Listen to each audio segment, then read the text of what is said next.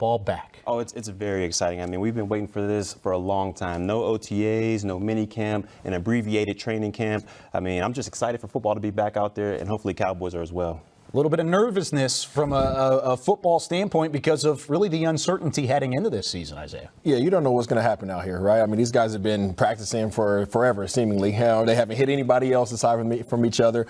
They don't know what the scheme is going to be like. There's new teams out there, new coaches, new players. It's going to be their first look. So, get an opportunity to go out here and play some ball, and we're going to see what happens. Now, each of you have had an opening day and had that week one experience. Those butterflies are there nonetheless. But what is it like whenever there is that uncertainty, whether it's from an organizational standpoint or this year, just really with the uncertainty around some of the outside of football things? Oh, it's definitely. I mean, the uncertainty going on right now in the NFL is at its height. I mean, we've never seen anything like this before. So for the players going out there, they have to go out there with the mindset and be focused, because you can't let all the outside noise affect your game going into each and every game. So hopefully the Cowboys go into this are focused and ready to roll. Yeah, I mean, like B said, I mean, this is brand new for these guys, right? I mean, these guys have went through an offseason like no other before. I've been a part of an offseason where we had a lockout, and that was definitely different. But these guys don't know what they're getting into, right? So this is going to be brand new. They have a whole new coaching staff. There's a lot of just brand newness to this season. So they got to show up today. They got to play, and they're professionals. So we're going to see what they do. And much like the great Babe Lochtenberg said in our open to the show, this is Mike McCarthy's era now. This is his first game as the head coach for the Dallas Cowboys. He's going to have to do it without a couple stout players, both on the offensive side and on the defensive side of the football. As we take a look at some of the players put on the IR list this past weekend, Lyle Collins not available for the first couple weeks of the season. You also throw Sean Lee in there, but we'll start with Lyle Collins. What kind of impact is not having him on the right side of that offensive line going to have? I think this is huge going into this game. I mean, Lyle Collins, to me, came off of one of his best seasons last year. I think he was the best offensive tackle on this team last year. But for him to go down like this, I know they have Cam Irving coming in. I just hope that the coaching staff has a plan and put for him, because Lyle Collins are going to be huge shoes to fill. I mean, we've seen what happened a couple years ago when Darion Smith went down and they had a sack parade over there in Atlanta. So we do not want that to happen. Hopefully this coaching staff has a plan in order. I can tell you, as a former quarterback from collegiate and a little bit playing in the NFL, you don't want to see any of your tackles ever go down. So not having Collins there, especially at your right tackle as a right-hand quarterback, that's what you see in your foresight, right? That's what you see in front of you. So if we get any kind of pressure on that front side, obviously we brought in Irving to kind of, just for this matter exactly, right? Just in case one of these guys go down. But it's not what you want. But luckily we have a veteran that can step in and make some plays for him. It is lucky that there is a veteran on that side of the football, or at least in that position category, that has played quite a bit. This I mean, Cam Irving last year spent time with the world champion Kansas City Chiefs. Pretty good. He's got a ring on his finger now. But you're replacing a guy like Collins who had just 2 sacks allowed and 1,000 snaps last year. But what kind of impact does Cam Irving having on this team have to have today in order to have some success? Well, I think he has to just shore up that right side. I mean, he doesn't have to do it all by himself as well. I mean, I'm sure this coaching staff has a plan input where if it's a running back coming out of the backfield, they can chip for him. If it's a tight end before he goes on in his route, he can chip for him, because they do not want, like I said before, they do not want that Atlanta to happen again. So just to get his confidence going, get some chips out there, and then see if he can handle it one-on-one. Yeah, I mean, like B said, you just don't want to put this guy on an island, yes, right? You want to give him some help, right? You have two good tight ends that can come in there and chip on him, give him some assistance as well. But like you said, he's Super Bowl champion. I mean, he knows what he's doing right there, right? As much as he's not Lyle Collins, he does have a ring on his finger, which is one more than Collins has. So it's actually a great replacement to have, a great option. These guys did a great job preparing for this situation in the offseason. And while it's definitely not ideal for the Cowboys' offensive line, I mean, he is a former first-round pick. We're putting out positives here. Yeah. If there's going to be somebody to fill in, Cam Irving could definitely fill that role. But you look on the other side of the football, and you look at the defense. Linebacker Sean Lee out for the first 3 weeks as well. This is a veteran presence that I know the Cowboys last year were definitely out without Leighton Vander Esch. I mean, that linebacking core was not as strong without LVE in the middle. What does an impact like Sean Lee have there? Oh, this one right here for me, I mean, it's tough. It's got to be tough for Sean Lee. I mean, last year he started 13 of 16 games. He's had one of his better seasons after having an injury-riddled early start to his career. But having seen him go down, he at least still has the opportunity to become that player coach role. He can show Vander Esch, he can show Smith what he's seeing from the sidelines to kind of give them a better look at the game. So hopefully he's able to do that from the sidelines, but hopefully he's able to get back sooner than later. This one hurts. I mean, like you said, it really does hurt. But unfortunately, these guys are used to it. Unfortunately, they're used to not having Sean Lee on the field as the player, right? He's been the player coach. He's been a great mentor for these guys. But they want to be there. They want to have that trifecta right there with Van Der Esch, Smith and Sean Lee.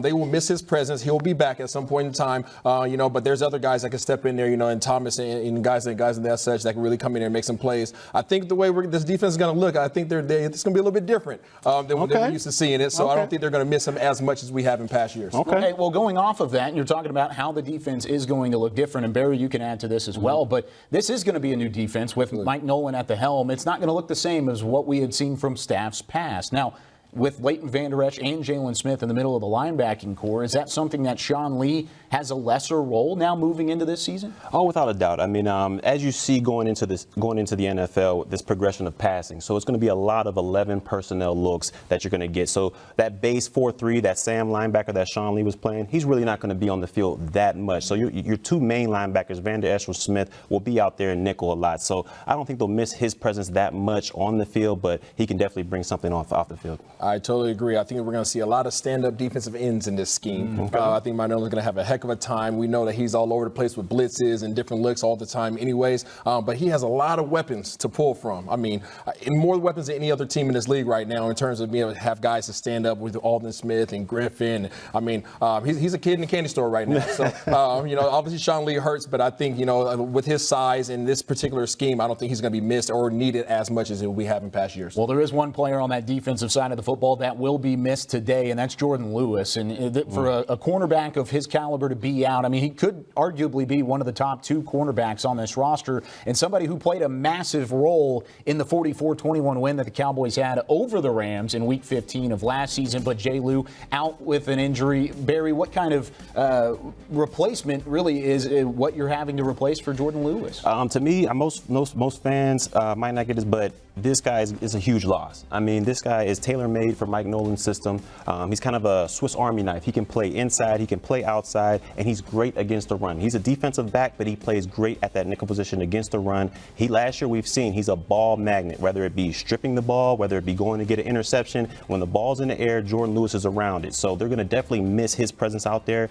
Hopefully like I said before, hopefully they have a plan in store for him. But it's going to be a huge loss for the Cowboys this week. Yeah, I don't disagree with you in the fact that it's going to be a huge loss for them. But I think more than any other year, like we've kind of been saying that a lot here lately, they have more depth at this position than they've had in as far as I can remember, right? Mm-hmm. I mean, they brought in Daryl Worley, they brought B. Carr back.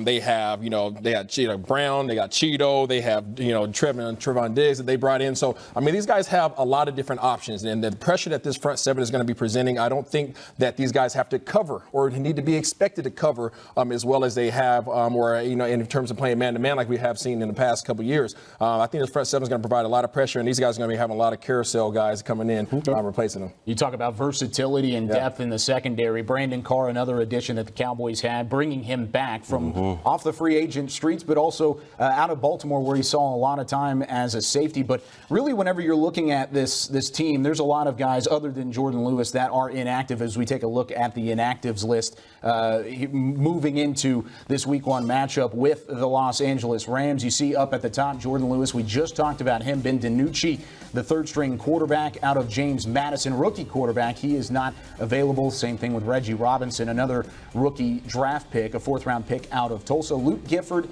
along with Conor McGovern and Sean McKeon. Any of those names surprise you, Barry? Not pretty much surprising, but one that is sticking out to me is Luke Gifford. Now, this guy, he might not be a household name right now, but this guy was expected to do great things on special teams. And as we've seen last year, the special teams cost this team a couple games. So hopefully he can get back healthy and keep contributing to the special teams unit.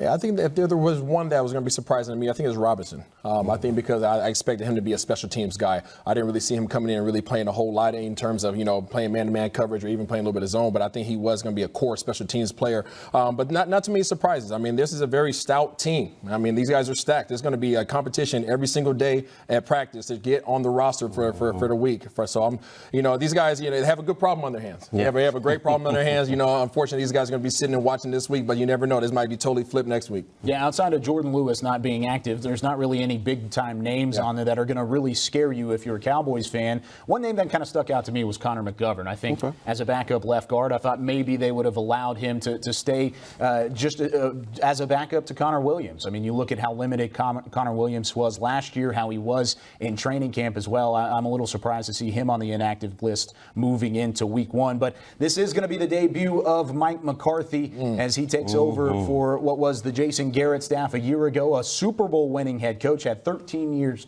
with the Green Bay Packers. And this is a coach that brings a lot of excitement. But what does he bring from a football perspective, Barry? For me, for the football perspective, I think he just brings that winning mentality, that winning philosophy. I mean, this guy, he's been to the top of the top. He's won a Super Bowl. He's been a mentor and a coach to two of the greatest quarterbacks that I think we've seen in this game, in Aaron Rodgers and Brett Favre. So he can bring that winning philosophy. And if his tutelage can just trickle down just a little bit to Dak Prescott, I'm sure he'll be able to elevate his game. But I think all in all, he's going to be able to elevate this whole team to that winning mentality, that winning philosophy that he has.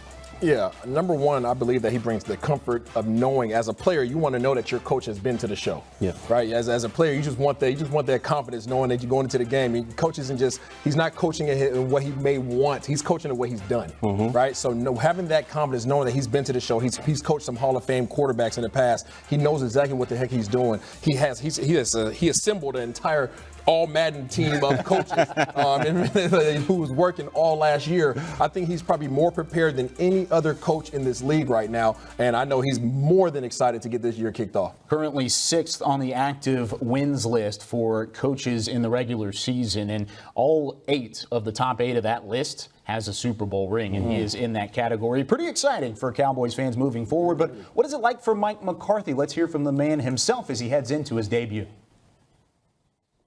I think that, reality is that every team in this league is competing to win the championship. I don't know why you wouldn't do this otherwise. Now, some people believe you want to, keep the expectations low and then, just keeps the pressure off you and all that. But trust me, I knew the day I walked in this building what the expectations are and always will be at the Dallas Cowboys. I'm fortunate enough to have a lot of experience of coaching a football team with high expectations year in, year out, day to day. So I don't really put a lot of time and energy and focus into that. To me, that's a given.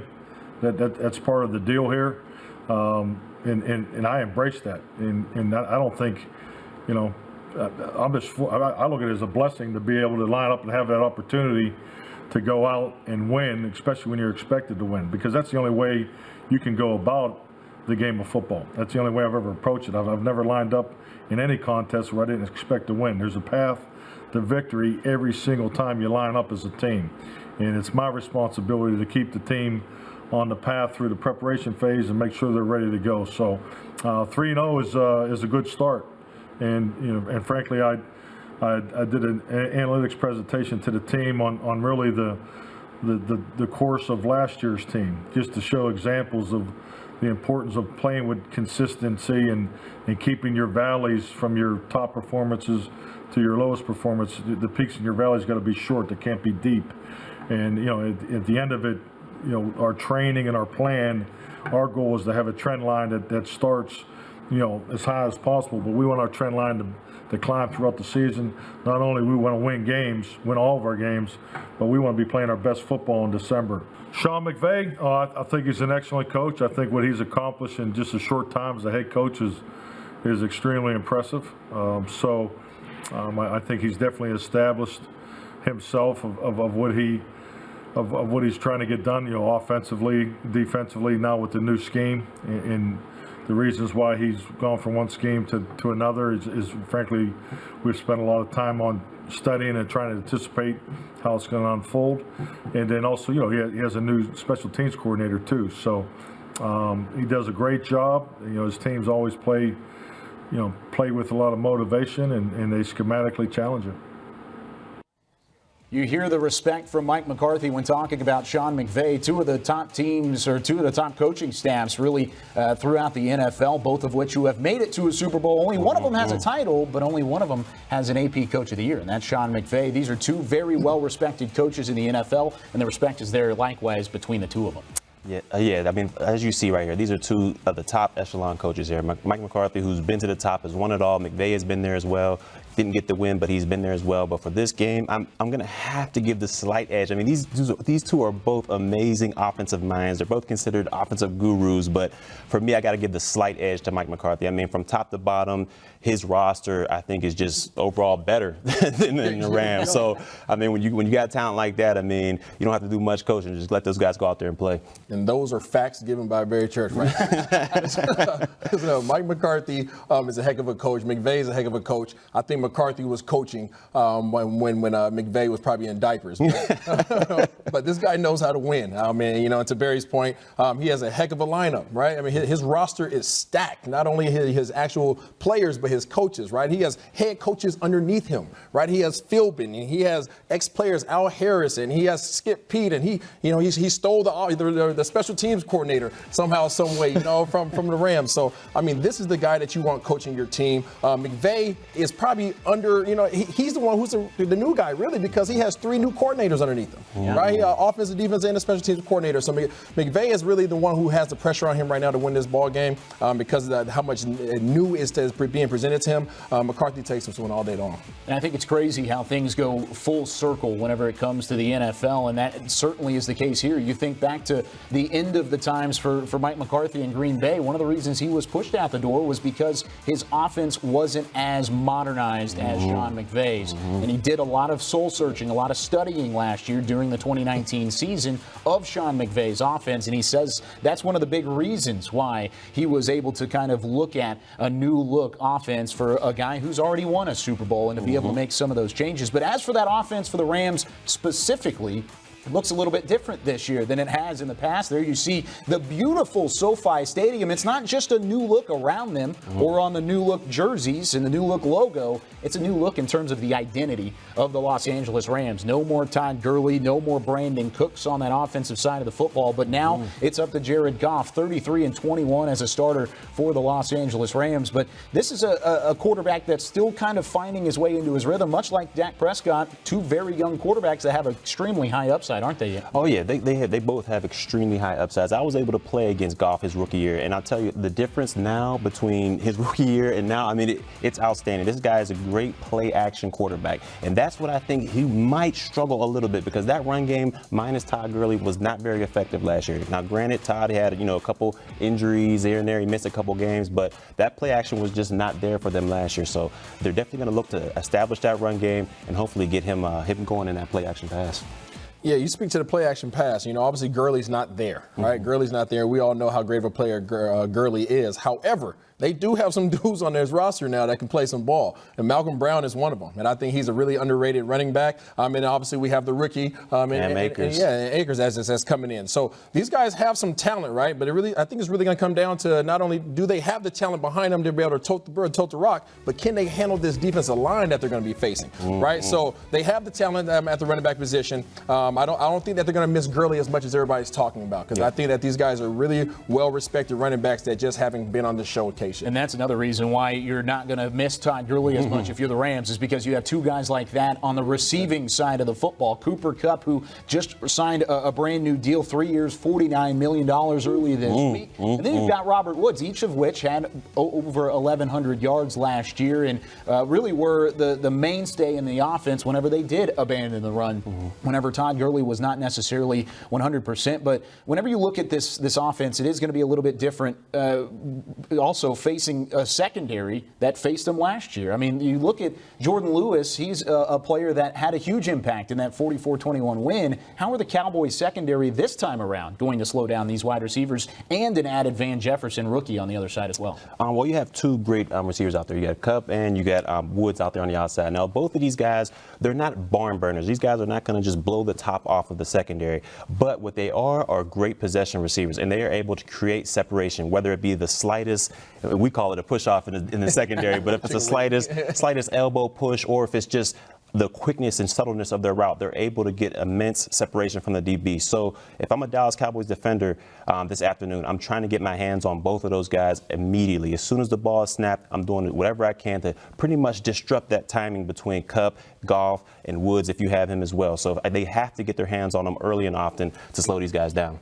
Yeah, and to that point, because of they're not burners, right? I believe that we're going to see a lot of quick game.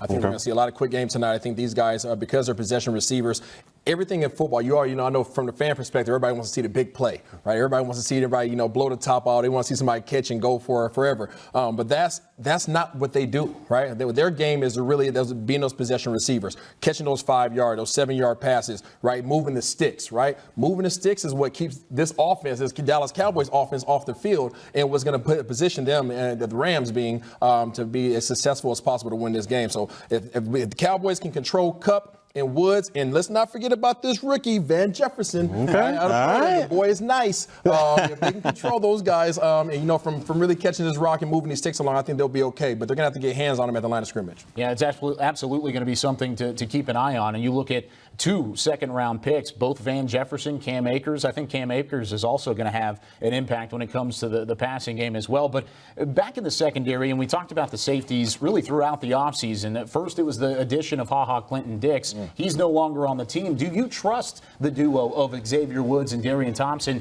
in the backfield as they were last year? Well, I'm going to put it this way. I trust 50% of it. Xavier Woods, look, this is a guy who came in as a rookie. He's still young, but he's experienced. I mean, this guy can go out there and he can make plays. He's been known to be a great tackler, so he can go out there and make plays. Now, Darion Thompson, the book is still out on him, in my opinion. I mean, he did great as spot duty for the injuries last year, but this is his first time as a full-term starter. I'm interested to see what he can do out there. So for me, the book is still out, but I'm hoping for the best. Yeah, the book's out. The book is all the way out. It's out. It's out the door. I don't personally trust this secondary yet as a whole. Okay. I think that tonight's going to show us a lot of things, right? I think there's a lot of question marks because we're trying to scheme guys directly. Hey, how does these guys scheme up against this receiving core? How do these guys match up against these tight ends? Well, we know that the Rams have a heck of a tight end duo, right? So if these guys have to come up in coverage, I'm not that confident in it, right? But I'm really confident in the Cowboys' defensive line. So how much pressure are these guys really going to have besides being true safeties? Right, they get the opportunity to be true safeties with this front seven. I think that's what they're going to rely on a lot. But we're also going to have opportunity to check out Mike Nolan and see how exactly he decides to initiate pressure in his defense. I think that's a big key is you don't exactly know what Mike Nolan's first look is going to be whenever it comes to dealing with these safeties. Mike McCarthy mentioned it earlier in the offseason that it's really interchangeable back there. You've got guys that are going to come in and out, and we even mentioned Brandon Carr. Even Darryl Worley played both corner and safety last year. Do you expect to see some of the interchangeability whenever it comes to the secondary, even with those 2 specific safeties? I don't, but I'm kind of biased about that because as a safety, you don't want that rotating thing. You want to get into the game. You want to make sure that you're focused on your job. If you have to keep worrying about, this is my series, okay, the next series, this guy's coming in. I'm not a big fan of that. So hopefully they keep both of those guys in. Let's see them play. Let's see them get into a rhythm, and hopefully they can be successful for this defense. Yeah, I agree. I don't foresee there being a lot of interchanging going on in that part of the secondary, in the safety side because of that, right? You want guys to get in the flow of it. Corners are used to coming in and rotating through, right? And I think with this scheme that they're going to be facing tonight against Mcveigh, with all his various formations, all his various personnel groupings, and the weapons that he has, right? He has 3 to 4 solid receivers, and then he has 2 dogs at tight end. So I think that I think we have enough depth there at the DB position to be able to rotate these guys in to play man coverage underneath should we need to, but we're going to leave those safeties back there. While there might be question marks in the secondary, there's not a ton of question marks when it comes to the defensive line and the rebeefing of that defensive line and the pass rush for the Dallas Cowboys. As we check in with the 4th member of our crew, Danny Surek, who mentions a pair of those defensive pass rushers who made different journeys to get to this point. One of the most significant turnarounds for this team from just a few months ago is on the defensive line. The Cowboys had a handful of gaps they needed to fill, and after drafting wide receiver CeeDee Lamb in the first round, decided to bolster this D-line through free agency signings, including Everson Griffin and Aldon Smith, 2 veterans who are ready to prove they still have gas in the tank. Smith was reinstated by the league this offseason and is returning to football for the first time in 5 years. However, says he's been staying in shape and is actually the most flexible he's ever been. For Smith, it's not so much about shaking off the rust as much as it is about picking up where he left off. I wouldn't call it rust, but I would call it just polishing up on things that I've always wanted to work on, and obviously with the time I've missed, there's just some catching up I got to do, but everything's happening, and everything's looking good. Smith says he feels he's been able to get back into football without missing a beat. If he's able to be as productive as he's been in years past, he'll take this defensive line to the next level. Smith most recently played for the Raiders, however, spent the previous 4 years in San Francisco under new Cowboys defensive line coach Jim Tomsula. A lot of times you get things when a game happens naturally for people. They just kind of sit on that natural instinct. He's one of those rare individuals that it comes very natural to him, but then he also works at it. And again, we're speaking about Aldon right now, but I will say that for the whole group. These guys work. I think each of us brings something to the table, something different, and then, if we all get out there, or when we're all out there together, we can make some things happen. So with each of us communicating and using our tools, who knows what can happen out there when we're all together. I think the more that we're around each other, we practice and learn how one another move, we'll be able to produce some good results. One of those players Smith is creating a rapport with is Everson Griffin, whom the Cowboys signed during training camp. Griffin says Mike McCarthy's philosophy, as well as the other staples along this D-line, sparked his interest in coming to Dallas. D-line we have here with Antoine Woods and D-Law and Aldon and myself and some of the other guys, it could be special. Big Poe he came from Carolina, so we just have to go out there and do our part, and that's work, and that will take care of the rest. The 4-time Pro Bowler spent the last decade in Minnesota as a captain and a leader. However, says he's excited and ready for this new opportunity in Dallas. I'm excited to be here, man. I'm excited to play football. I still got a lot of gas in the tank, and it's going to be a really good year. It's going to be an awesome year to, learn this way and play with the boys and, and contribute. That's what it's all about, contributing. Quick little fun fact about Everson Griffin. He's named after former Cowboys defensive back Everson Walls, a Pro Bowler, Super Bowl champion, and a member on the Mixed Shots podcast right here on DallasCowboys.com. Everson Griffin grew up a Cowboys fan because his dad and his uncle were huge Everson Walls fans, hence the name. Kyle, it's full circle for Everson Griffin, playing for the team he grew up cheering for and wearing the same star on his helmet as his namesake. Thank you very much, Danny. And it really is two completely different journeys. You look at Aldon Smith, who hasn't been in the league in 5 years, had a 2012 season with almost 20 sacks for a defensive pass rusher. Then you look at Everson Griffin, 9 sacks a season ago, and he's made the Pro Bowl 4 of the last 5 years. But you look at the comparison between the two of them, even though they're different journeys, there's still a lot of excitement around each one of these guys. Yeah, I mean, both of these guys, they're both cheat codes. Let's just go ahead and put it out there, right? Both of these guys are cheat codes. But obviously, we have Aldon Smith, who hasn't touched the field in 5 years, right? So it's unprecedented for somebody to even have an opportunity to come back in the NFL after sitting out 5 years. I don't care what position it was. I don't care if he's a long snapper. But he's back, right? And he's back bigger than ever. Right, he's back bigger than ever. We're hearing reports coming out of camp, obviously, that he's changed up his size and changed up his style of play. He used to be known for speed and a nice little edge rusher. Now I think he's going to be setting the edge a lot more than we have seen him do in the past, right? I think he's coming in at 6'5", 275. Then obviously you got Griffin coming in at the same size, who has obviously played a lot more recently, who's an all-pro his entire doggone career. They're two totally different types of players, but I think in this defense, in this scheme, I think it's scary. The thought of these two being on the same line, in addition with Crawford and Poe and D-Law and everybody else, and whose mama and grandma who coming off the bench. I think that it's a nasty tandem, and I'm looking forward to seeing these guys play. Yeah. For me, Everson Griffin, he's pretty much what you're going to get. I mean, this is a high motor, high intelligent, just getting after the quarterback on each and every snap. So you know what you're going to get with him. He's 4-time Pro Bowler, with the captain with the Minnesota Vikings. So I have no worries about him. But for me, Aldon Smith, it's kind of similar to the safeties. I mean, the book is out for me on him. I mean, this is a guy who was a perennial monster for his first couple years. I mean, he was just a sack artist out there.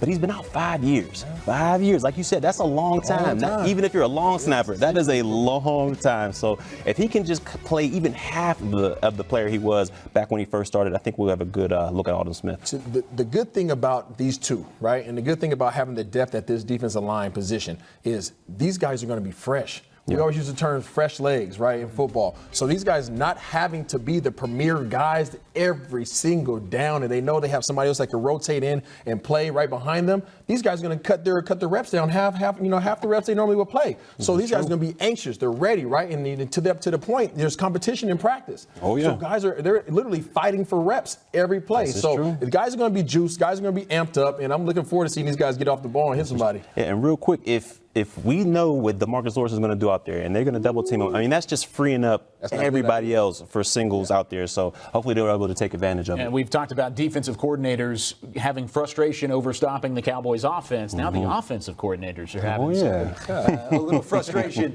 in stopping the defensive line. But one of the few people who have been very lucky to see both Aldon Smith in training camp and are actually out in Inglewood, California at SoFi Stadium. Nick Eatman joins us for a check-in from out in California. Nick, how's it going out there?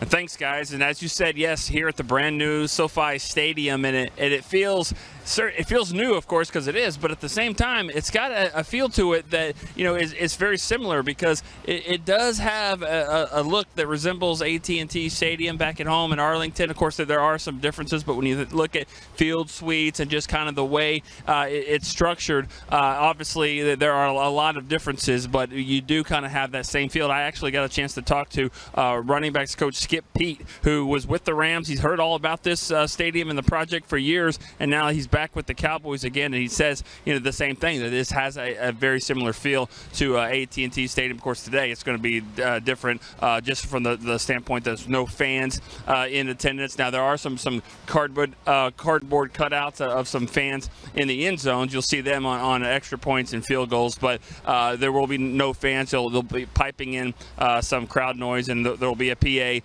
announcer as well to make sure it's not silent here, but certainly that is one difference than what we're used to. But still, everybody knows that they're happy to be here, happy to be back. Like I said, Skip Pete was one of the former Rams here. Another guy, John Fossil's out here. He was one of the first coaches out here back in LA again, now facing his former team. So a lot of different storylines, but the biggest one is just the fact we're here. Cowboys are ready to play this game against the LA Rams. Thank you so much, Nick. And that's a gorgeous stadium, $5 billion stadium, SoFi out there on the West Coast. And by the way, we want to wish everybody the best on the West Coast. Continue to stay safe. Prayers up there for everybody dealing with both the wildfires and with COVID-19 out there as well. But it really has been a challenging offseason for a couple of those reasons. And this past week, Dak Prescott was in the news because of a certain national media member criticizing Dak Prescott on opening up about his mental struggles and his depression following the passing of his brother Jace in April. And we wanted to wish Dak Prescott the best. But here is Dak on those struggles and opening up about those certain problems in his life. I'm a people's person. I'm somebody that likes to be around people, like to inspire, like to put smile on people's faces day in and day out. And I like to lead. And when that's taken away from you simply because you're forced to quarantine and forced to not be around people and get around people as much as you would like to, it's tough. As I explained, it creates new emotions that I've never felt before, but obviously dealt with. And I obviously got the help that I needed and was very open about it. But I think that's why I was fortunate enough to get over it, as not all of us are. But as I've said before, I don't want to sit here and dwell on the things that were a struggle for me when I know I'm very fortunate and blessed, and other people have it much more worse. But just to be transparent about it, that even in my situation, emotions and those type of things can't overcome you if you don't do something about it. Did you notice it as it was happening? I mean, did you realize that you were kind of sinking into a depression, or is this the sort of thing you didn't really realize that? No, for sure. And you're going, I haven't felt like this. No, for sure I realized it.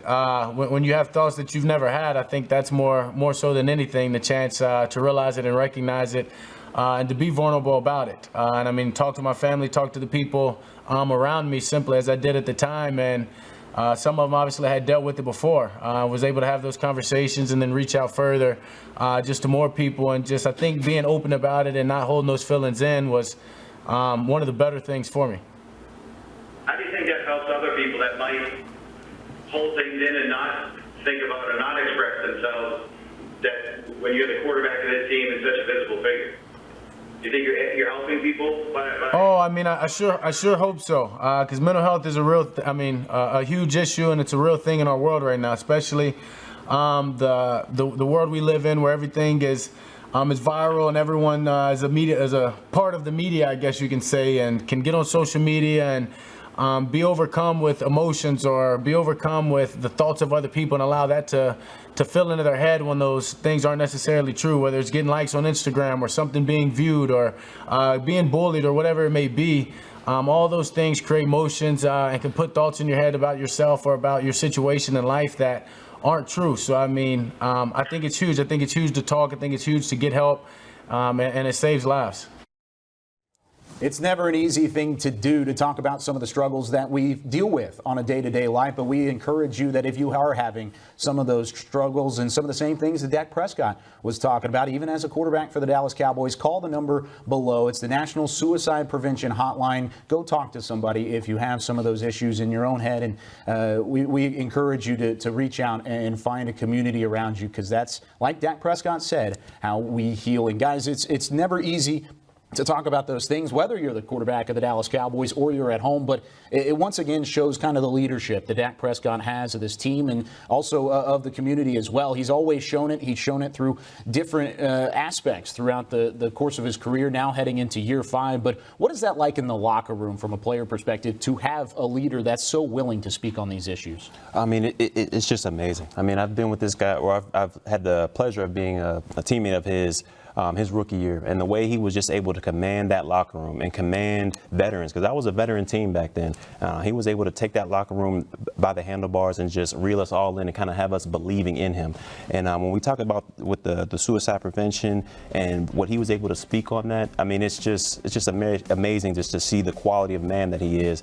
And I mean, it's just, to me, it's speechless to me. I mean, it's because so many times as a player in the National Football League, you get people that'll say, oh, showing emotion and showing that stuff, that's weak. But for him to go out there and just show that it's actually a strength to be able to go and talk about your emotions like that, I found it to be amazing. And he's also helped out little boys and little girls who think that it's not okay to talk about our feelings or anything like that. He's helped out a lot of people, and I'm proud of him for that.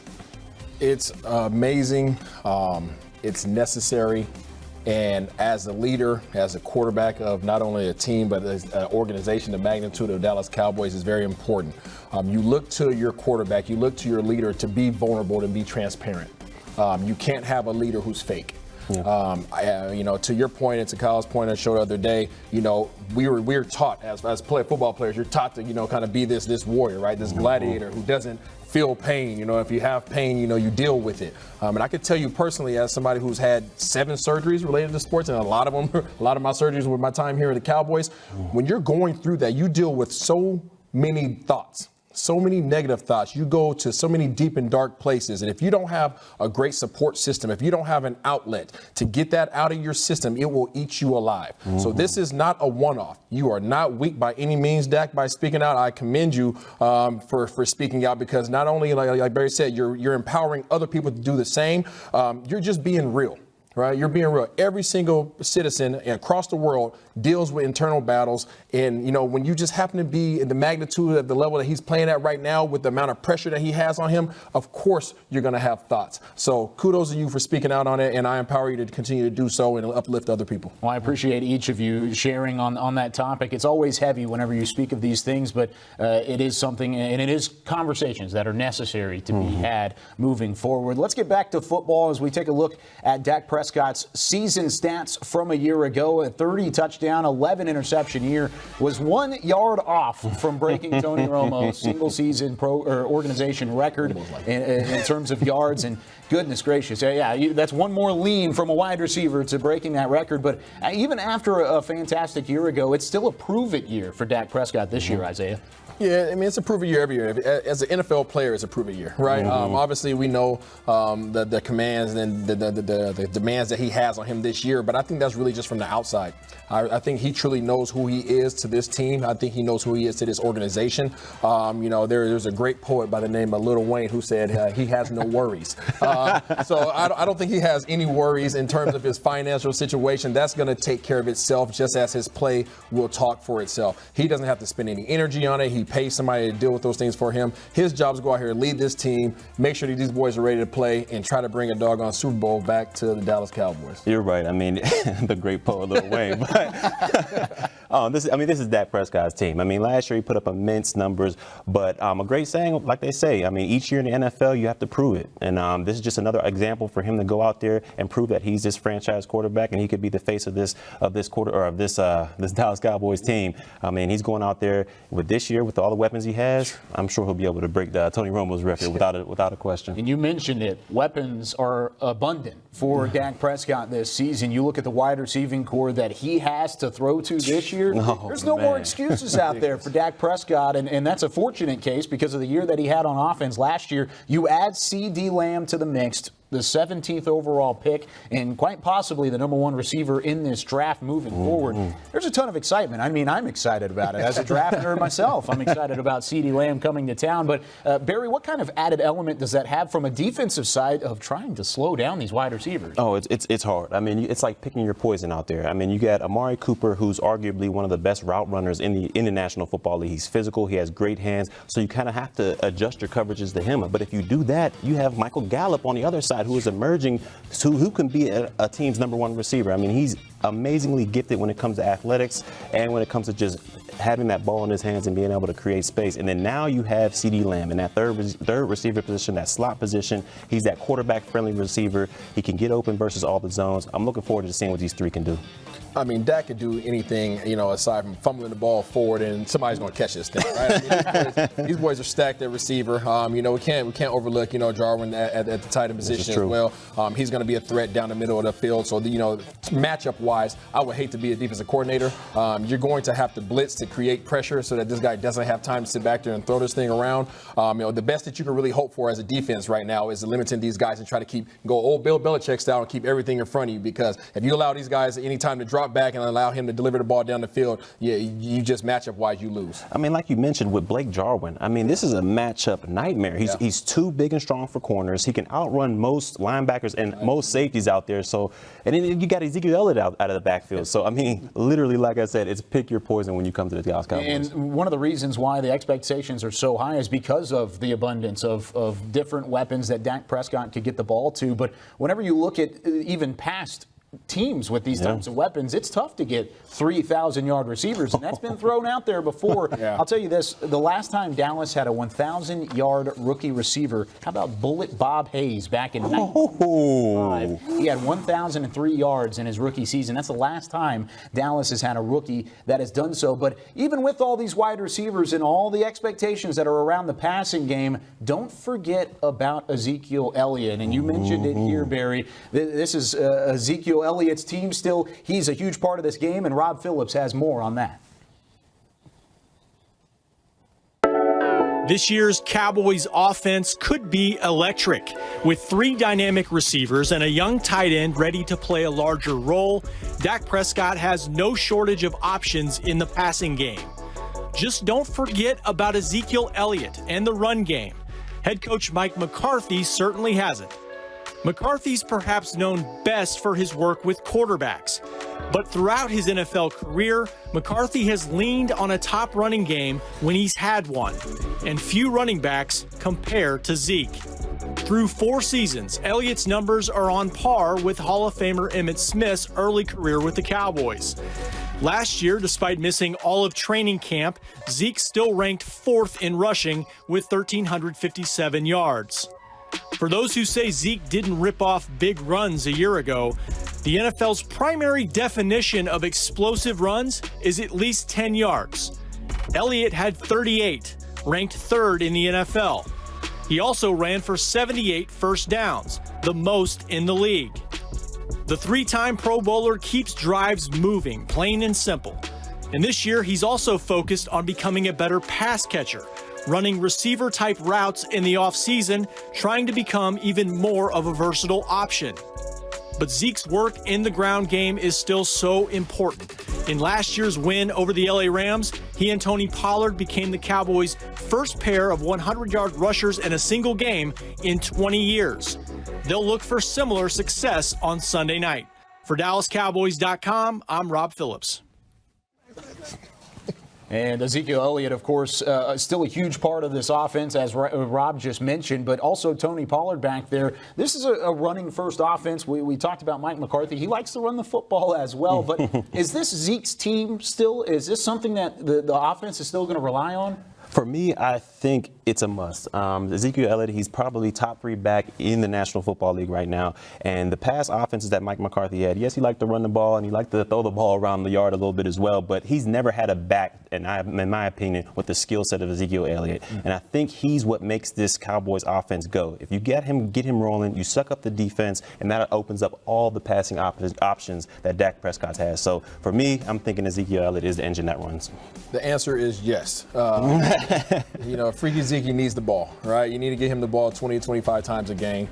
You want him to be the cornerstone and the backbone of this offense. And regardless of how many weapons you have or continue to add onto this offense, he has to get the rock. You want to control the line of scrimmage. And if you control the line of scrimmage, then guess what? He's coming downhill, toting that thing for 4 to 5 yards a pop, right? If you can continue to do that as they've done in the past, then this is the offense that you want. You don't want to have 3,000-yard receivers in order to be successful on this offense. You want him to be the backbone, and yes, the answer is Freaky Zeke is the one. He's the one. You see some of the images earlier in training camp, but before that, even a live shot from Zeke getting ready and getting warmed up at SoFi Stadium. Last year against the Rams, quite possibly his most efficient game that he had all of 2019, 117 yards on 24 attempts. But here's the stat that stuck out to me. Off of those 24 attempts, he had 10 first downs. So almost half of the attempts that he had ended up in moving the chains, and that's exactly the kind of game the Cowboys had last year. They dominated in the trenches in doing so, and they're going to have to do so again coming up this season with, of course, a defensive line that the Rams have on the other side with a guy like Aaron Donald that continues to terrorize the NFL. And whenever you're talking about the offensive line, there's still question marks there as well. There's no more Travis Frederick up front. You have Joe Looney filling in that spot, but one of the top returners on that offensive line is Zach Martin. We'll hear from both Zach Martin and Joe Looney about facing the All-Pro Aaron Donald. Turn the tape on, and he's very disruptive. Everyone knows who he is. He's one of the, if not the best player in the NFL. And, it's going to be a great challenge for us, I think, for our entire group, because, I like to move him around. So we're looking forward to the opportunity, but we know that we got to be on our game when 99 lines up against us. Oh man, when you say the name Aaron Donald, you just think of greatness at D tackle, and it's great for us too, because as being in the NFL, as professionals, you want to play against the best, and every Sunday, when Aaron Donald lines up across from you, you're gonna get the best. That offensive line has a challenge of facing Aaron Donald, which is not an easy task for anybody, Barry. It's not an easy task at all. But for the interior of that offensive line, Zach Martin has been able to do a pretty good job on Aaron Donald in the past 4 games that they played against him. He's only had 8 tackles and no sacks on the play, so Zach Martin has done a great job on him. My question is, I don't think, if I'm the Rams defensive coordinator, I'm not going to put, Aaron Donald over Zach Martin each and every snap. I'm going to see what he can do against Connor Williams. So hopefully Connor Williams is up for the task, but it's going to be definitely a hefty test going against Aaron Donald this week. Yeah, I think the interior of our offensive line is going to be perfectly fine. I'm not too concerned about that. I'm more concerned about that right tackle.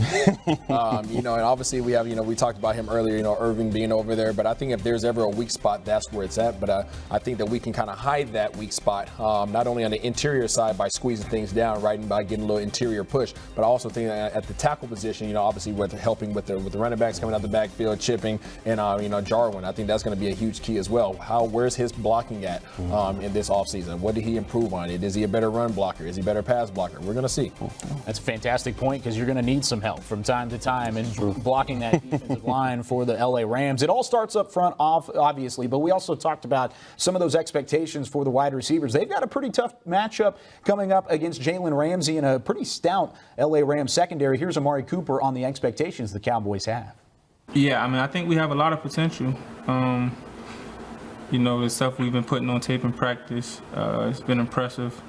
I'm just excited about, actually going out and putting it on tape in games and seeing that potential come to life.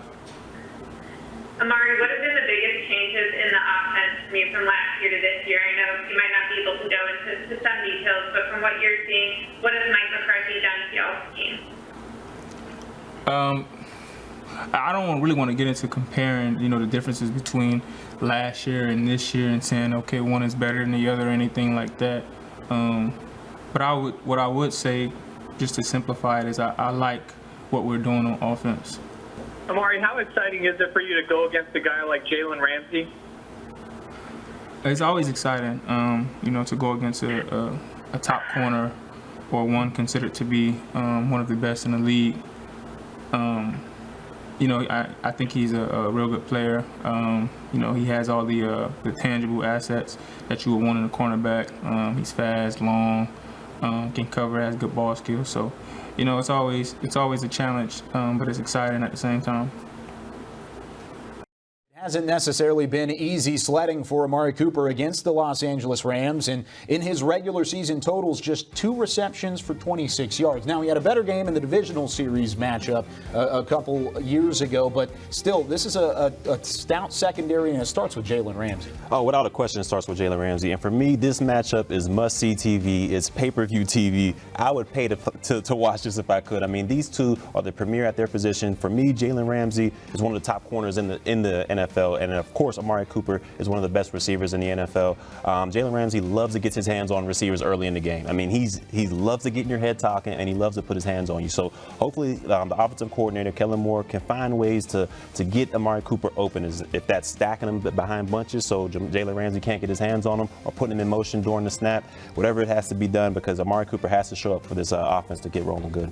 Yeah, I mean, we've talked about it in the past. Which Cooper's going to show up? Exactly. Which Cooper's going to show up? Hopefully that's something of the past for him. But being Ramsey just got paid the latest, I feel like his pockets are a little heavier, right? Okay. I feel like Ramsey's probably going to, he probably has a good chance of getting the best of Cooper in this, right? I mean, you talked about Ramsey being physical. He's a very physical. He's a very talkative corner.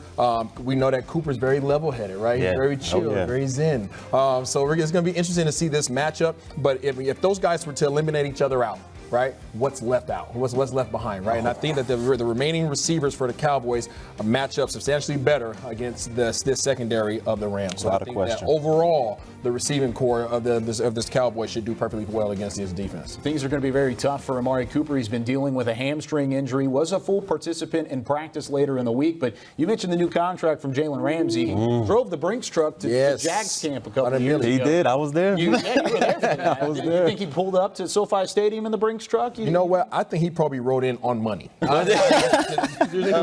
Just a long walkway of money. There you go. And one of the others out at SoFi Stadium, Nick Eatman, joins us again as he gives us his player to watch.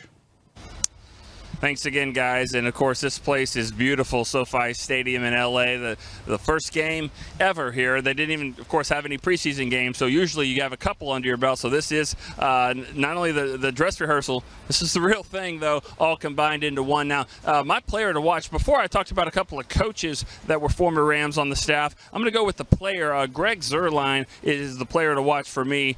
He's a guy that was been so good, not only in training camp, but he was great for the Rams. Banged up a little bit last year, and you could tell he missed, I think, 9 kicks last season. He had missed 9 kicks the previous 3 years combined. So, he was released. He signs with the Cowboys, and John Fossil was saying he's had him for so long in L.A. He says he feels like he is ready to go and back to his old self. So games like this are usually going to come down to the kicking game and field goals, and I have my money on Greg Zuerlein coming through with some clutch kicks in this one. So let's see if Greg the Leg can come back to his former place here against his former team and provide some big kicks for the Cowboys this time. All right, back to you guys.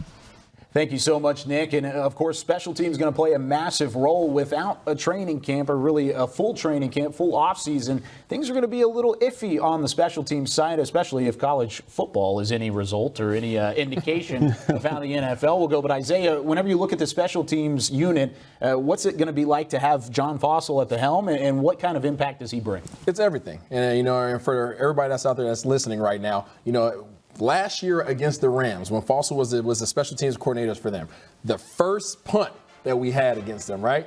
And the first punt that they had against us, they actually changed it and lined up in a pass formation and went 5 wide. right? They didn't snap the ball, but that just it gives you a key into insight into his thought process, right? He's a very aggressive offensive coordinator. He's very creative. I think he has more than enough weapons with the depth that we have, all these competing positions to really just create. And he stole one of the best kickers, if not the best kicker in the league, Greg Zuerlein. So, it helps, because this third facet of the game gets overlooked entirely too much.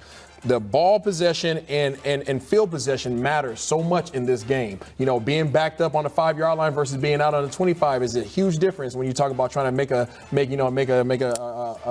turn, trying to score some points. So I think he's a huge element to this that may be getting overlooked, and I'm glad that we're spending a little bit of time on him. I think he's definitely going to play an impact against his former team as well. But there are plenty of keys to the game. Special teams is one of those. But we're inside 30 minutes till kickoff of the 2020 Cowboys season in SoFi Stadium. I would like to say it's rocking, but it's only 75 decibels of crowd noise inside SoFi Stadium. But guys, as we look at this Week 1 matchup, it's not an easy matchup, but what are some of your keys to the game as we have some of the live looks from SoFi behind us? For me, the key to the game, it's pretty simple, but you got to start the game fast. You got to go out there. You have a new coach. You have a new philosophy. Go out there like your hair's on fire. If I had hair, I'd light my hair on fire. But you got to go out there, appreciate that, and hit the ground running. We've seen too many times last year where this team started out slow, whether it be a sluggish start, penalties, turnovers, whatever the case may be. They kept teams in the game that had no business being out there with them.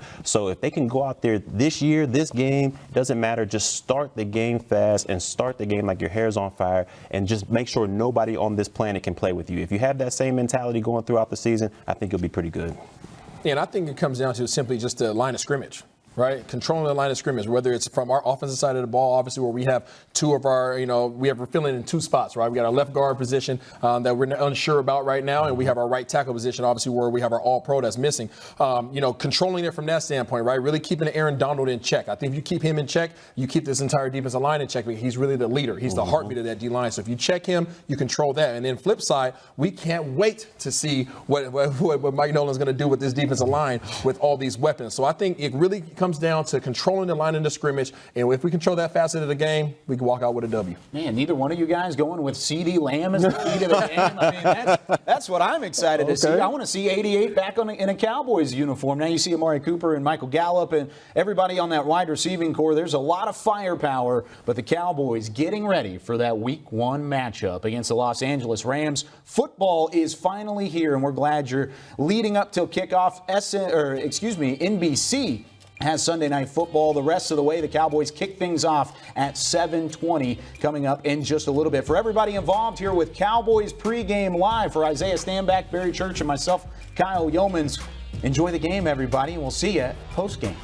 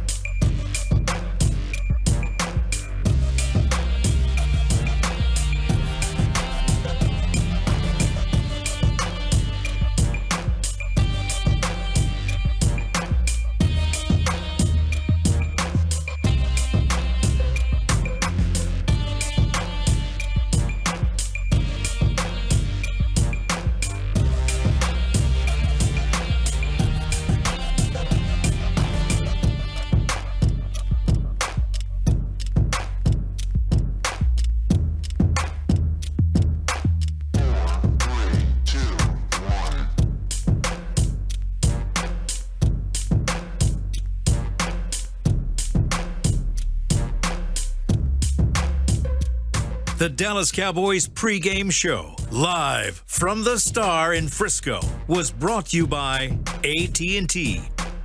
SWBC Mortgage, financial solutions to help you meet your personal and business goals. Visit swbc.com. And by the Dallas Cowboys Football Club. Want to tour AT&T Stadium? For more information, call 817-892-TOUR or visit dallascowboys.com/tours.